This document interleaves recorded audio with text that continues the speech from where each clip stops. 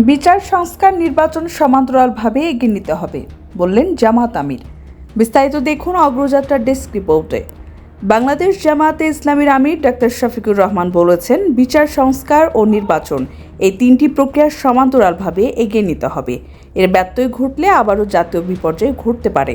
মঙ্গলবার রাজধানীতে জাতিসংঘের মানবাধিকার সংস্থার আয়োজনে জুলাই স্মরণ সভায় দেওয়া বক্তব্যে তিনি এসব কথা বলেন। জামাত আমির বলেন, শহীদ পরিবারের সদস্যরা কোনো বিচার না দেখে নির্বাচনে আগ্রহী নন।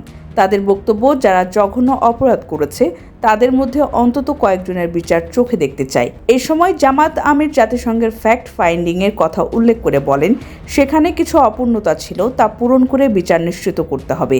আমাদের ওপর অবিচারও হয়েছে, আমাদের নেতাদের বিচারিক হত্যা করা হয়েছে, এমন বিচার আর দেখতে চায় না। শফিকুর রহমান বলেন, বিচার যেন শতভাগ স্বচ্ছ ও ন্যায়ের ভিত্তিতে হয়। ন্যায় বিচার প্রতিষ্ঠা পেলে কেউই পার পাবেন না, এই বিশ্বাসই আমাদের। যারা খুন করেছে তারা যেন তাদের ন্যায্য শাস্তি পায় এবং বিচারহীনতার সংস্কৃতি দূর হয়।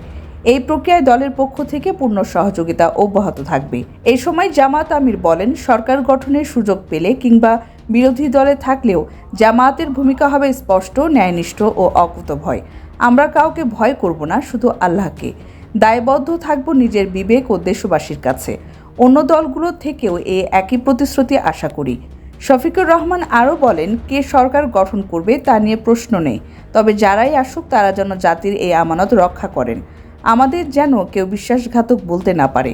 সরকার ও বিচার বিভাগ আপোষহীন থেকে চলবে, এ প্রত্যাশা করি।